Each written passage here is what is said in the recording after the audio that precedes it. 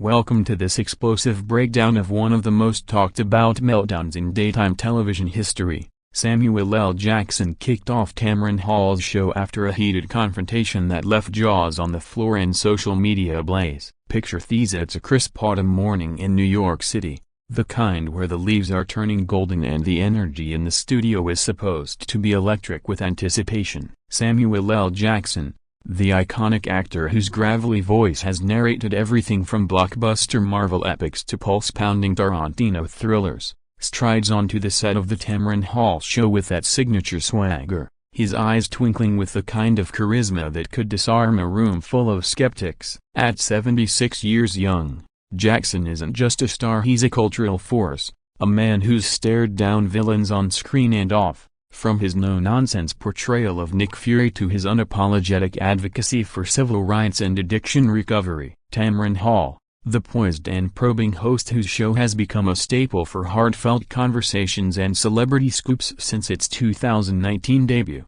greets him with a warm smile and a hug that seems genuine at first glance. The audience erupts in applause, waving signs that read "We love Samuel" and "Pulp Fiction forever." As the cameras roll, capturing what should have been a triumphant segment promoting Jackson's latest project, a riveting memoir titled From the Streets to the Screen, Unfiltered, chronicling his journey from Chicago's gritty South Side to Hollywood's glittering heights. But oh, how quickly the tide turns in the unpredictable waters of live TV. As the interview kicks off, Hall leans in with her trademark intensity, her questions starting innocently enough. "Samuel, you've built this incredible legacy of over 150 films, billions at the box office. What keeps that fire burning?" Jackson chuckles, launching into a passionate monologue about resilience, dropping gems like, "Acting ain't about the glamour, it's about truth-telling, baby. You gotta speak your mind, or what's the point?" The crowd eats it up, nodding along as he weaves tales of his early days hustling in off-Broadway plays and his breakthrough in Jungle Fever, directed by the legendary Spike Lee. Hall nods enthusiastically, her eyes sparkling with what appears to be admiration, but there's a subtle shift in her posture, a slight lean forward, a tightening of her grip on the microphonia that hints at the storm brewing beneath the surface. We've seen this dynamic before in talk shows, where the line between admiration and interrogation blurs, but no one could have predicted the fireworks about to ignite. As Jackson delves deeper into his memoir's themes of overcoming personal demons, including his well-documented battle with addiction in the 90s, Hall interjects with a question that feels like a curveball. "Samuel, you've been so open about your struggle. Does that vulnerability ever make you feel exposed, especially in an industry that chews people up?" It's a fair probe, one that could lead to profound insights, and Jackson responds with raw honesty, his voice dropping to that intense timbre that sends chills. "Exposed? Hell yeah, it does. But hiding it, that's what kills you. I chose to own it, because silence is the real killer in this game." The audience murmurs in agreement, a wave of empathy rippling through the studio. But Hall isn't done. She presses further, her tone sharpening just a notch. "Some critics say stars like you use these stories for sympathy points. How do you respond to that?" And there it is, the spark that lights the fuse. Jackson's brow furrows, his legendary cool cracking ever so slightly as he leans back in his chair, the air thickening with unspoken tension. This isn't just an interview anymore, it's a crossroads where respect meets scrutiny, and in the high-stakes world of celebrity discourse, one wrong word can unravel everything. Stay tuned, folks, because what happens next will redefine daytime drama and leave us all questioning the boundaries of journalistic probing in the age of viral outrage. As the cameras zoom in on Jackson's face,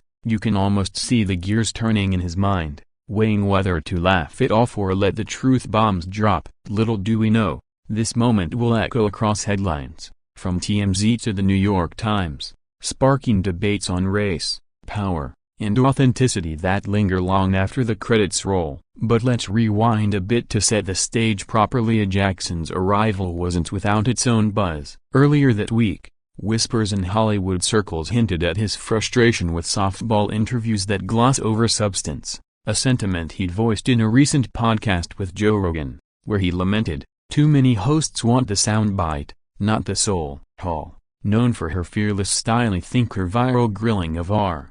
Kelly in 2019 had promised producers a deep dive, but deep dives can drown the unwary. The studio lights hum overhead, the band plays a subtle underscore of smooth jazz to ease the transition, and as Jackson sips his water, adjusting his crisp blazer, the audience settles, unaware they're witnesses to history in the making. Hall, dressed in a vibrant emerald gown that matches her bold energy, flips through her notes, her smile unwavering but her eyes calculating. She's built her brand on moments like these, pushing boundaries without apology, as seen in her emotional sit-downs with survivors of abuse or her unfiltered chats with icons like Oprah. Yet, with Jackson, a man who's navigated racism, typecasting, and the cutthroat politics of Tinseltown for decades, the stakes feel exponentially higher. He counters her critic question with measured fire. Sympathy points? Nah, that's for amateurs. I'm handing out receipts, real stories from real pain. If folks can't handle the heat,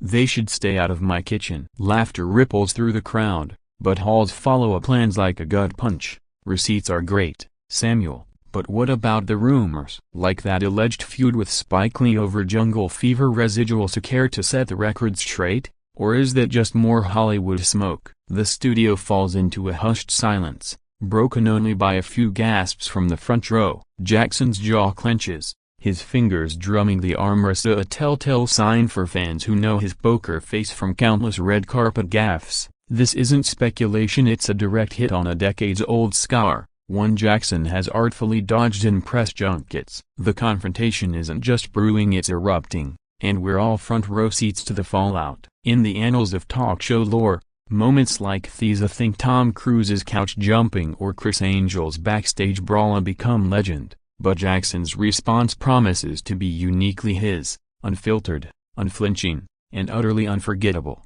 As the seconds tick by, the producer's voice crackles faintly in Hall's earpiece, urging caution, but she's all in, her journalist's instinct overriding the red flags. Jackson, ever the pro, takes a breath, his voice steady but laced with steel. Tamron, you wanna go there? Fine. Spike and I built empires together. Jungle Fever changed the game for black stories on screen. Residuals? That's business, not beef. But digging up graves for ratings? That's low, even for daytime. The audience shifts uncomfortably, a mix of cheers and murmurs, as Hall defends, it's not about ratings, it's about truth. And just like that, the powder keg explodes, propelling us into the heart of this seismic clash that would dominate water coolers, Twitter feeds, and late-night monologues for weeks to come. But to truly grasp the depth of this eruption, we must peel back the layers of both icons' histories, understanding how their paths converged in this fateful studio, setting the stage for a battle of titans that transcends mere celebrity gossip. Samuel Leroy Jackson, born in 1948 in Washington, D.C., but raised in Chattanooga, Tennessee, grew up in an era of segregation's dying gasps, where civil rights marches were as commonplace as Sunday sermons. His stutter, a childhood hurdle he transformed into a superpower through acting, led him to Morehouse College, where he roomed with future NAACP head Kwame Ture and absorbed the ferment of the Black Power movement. Dropping out to join the Black Image Theater, Jackson cut his teeth in radical plays that challenged white supremacy, even getting arrested during a protest at the height of the 60s upheaval. Fast forward to Hollywood, after bit parts in Ragtime and a cocaine-fueled hiatus that nearly derailed him, his 1991 role in Jungle Fever catapulted him to stardom, earning an Oscar nod and cementing his status as the highest-grossing actor ever, with over $27 billion in box office magic. Off-screen, he's a philanthropist, co-founding the Starbright Foundation for hospitalized kids and championing capital punishment reform. Ironic, given his on-screen body count. Tamron Hall, born in 1970 in Luling, Texas, rose from local news anchor to national sensation at MSNBC, where her coverage of Hurricane Katrina earned her an Emmy and a reputation as a voice for the voiceless. Launching her own show Post Today Show, she's interviewed everyone from Billie Eilish to Bernie Madoff's victims, blending empathy with edge. Their worlds colliding? It was inevitable in our interconnected media landscape, But the friction, that was pure alchemy or arson. As the argument escalates, Jackson's volume rises. His gestures animated, while Hall holds her ground, microphone like a shield. Truth without context is just noise. He booms, and the crowd is split a half-roaring approval, half-frozen in shock. Producers scramble behind the scenes, but the die is cast. This isn't entertainment. It's existential, a microcosm of how black excellence is often probed under a microscope while white counterparts get a pass. And as we dissect this further, we'll uncover the whispers of production pressure, the post-show apologies that never came, and the ripple effects on Jackson's promo tour. But for now, let's linger in that charged silence, where every heartbeat echoes the unspoken. Respect is earned, not demanded, and when it's withheld, even kings walk away. Diving deeper into the eye of the storm, the confrontation on the Tamron Hall show unfolds like a masterclass in escalating tension, where every word is a loaded gun and every pause a potential ceasefire that never arrives. It starts subtly, as these things often do. Jackson, mid-anecdote about his Pulp Fiction audition, where he nailed the Ezekiel 25-hour 17-minute speech on the first take despite a hangover from hell, is interrupted by Hall's pivot to controversy. Samuel, that scene defined you, but let's talk about the backlash. Some said it glorified violence in black communities. How do you square that with your anti-gun stance? Jackson's eyes narrow, the warmth from earlier evaporating like morning dew under studio spotlights. He's no stranger to these jabs. His 2015 op-ed in the LA Times calling for stricter gun control after the Charleston shooting drew fire from NRA diehards, but Hall's framing feels personal, laced with the implication that his art indicts his own people. Glorified. Nah, I illuminated, he retorts, his voice a low rumble that builds like thunder. Quentin and I crafted a character who's a product of pain, not a poster boy for it. You wanna talk violence? Look at the scripts they send me every damn thug roll. Before I said enough,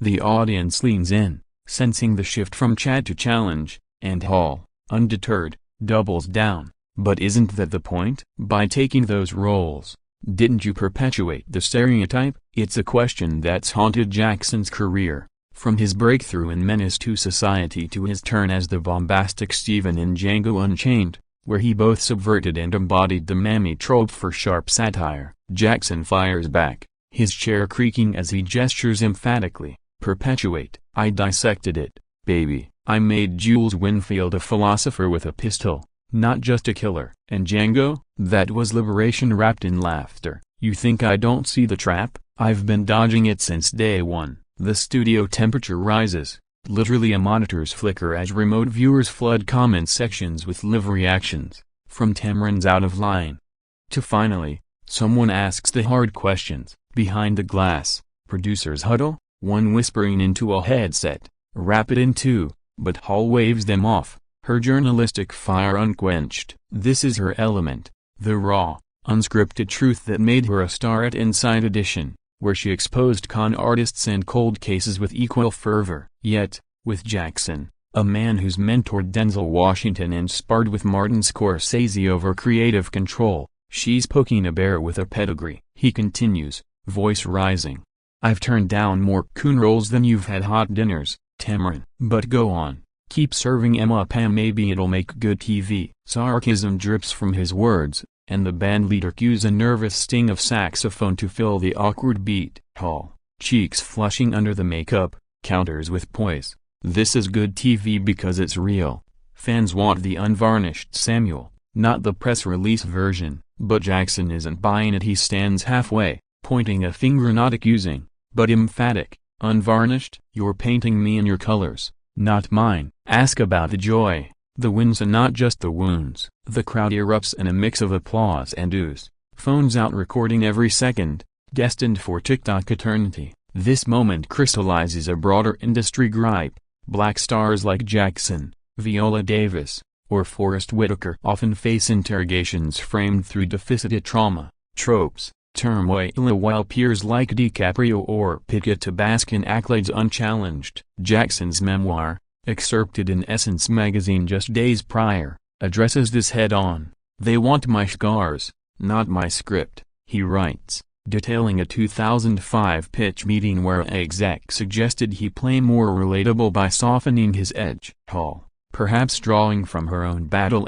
fired from the Today Show amid ratings wars, only to rebound stronger, sees it as fair game. Relatable is what connects us, she presses, but ignoring the critiques doesn't make them vanish. Jackson laughs, a bark without humor. Critiques from who? Armchair experts who never set foot on a set? I've got Emmys, Globes, a goddamn Kennedy Center run. Nora, what have they got? A keyboard and a grudge. The exchange accelerates, words overlapping in a cacophony that drowns out the cue cards flashing laugh in vain. A stagehand edges closer, ready to intervene, as Jackson's frustration boils over. This ain't an interview, it's an inquisition. Hall stands too, microphone extended like an olive branch turned sword. If truth feels like that, maybe it's time we all faced it. The audience is electric, divided loyalties fracturing the room. Jackson stands in the back chanting his name softly, Hall loyalists defending her grit. Cut to commercial. Too late. The feed holds,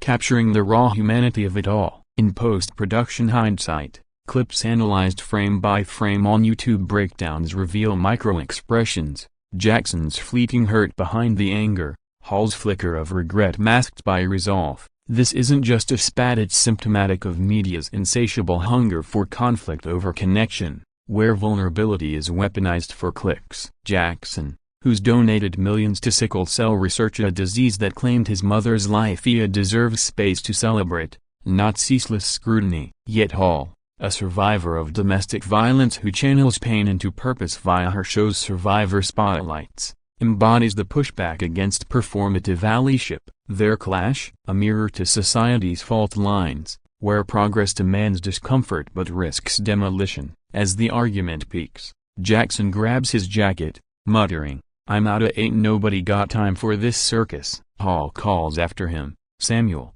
we're not done," but he strides off, the door slamming with finality that echoes like a gunshot. The band strikes up a hasty theme, but the damage is done, the segment ending in stunned silence before applause trickles in awkwardly. What follows? A firestorm of fallout we'll unpack next, from viral memes to executive boardroom battles, proving once again that in the court of public opinion, truth is the ultimate director's cut. But pause here, reflect. In an era of filtered facades, is brutal honesty a gift or a grenade? Jackson and Hall, both trailblazers, remind us it's Bota and we're all collateral in the blast radius. Now, let's zoom out to the immediate aftermath, where the studio lights dim but the spotlight on this confrontation burns brighter than ever, casting long shadows over careers built on resilience and reinvention. As Samuel L. Jackson storms off the set, his footsteps heavy on the polished floors of ABC's Upper West Side headquarters,